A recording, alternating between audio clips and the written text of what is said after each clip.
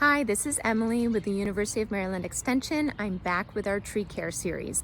Today, I'm going to show you how to properly plant a container grown tree and make sure those roots are free at the bottom. When you have container plants like this tree and you're getting ready to plant it, you need to make sure to free up the roots that are wrapping around at the bottom.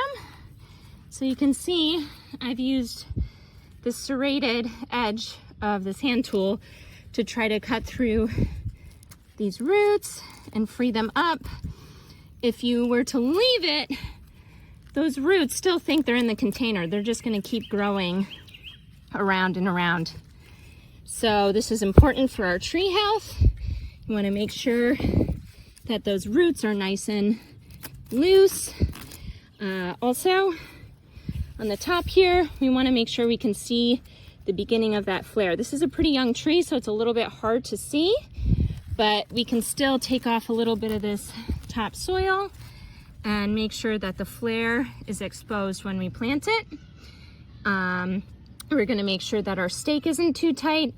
Being that it is a young tree, we might want to leave it staked for this season just to help with that central leader, but we'll see once we get it in the ground.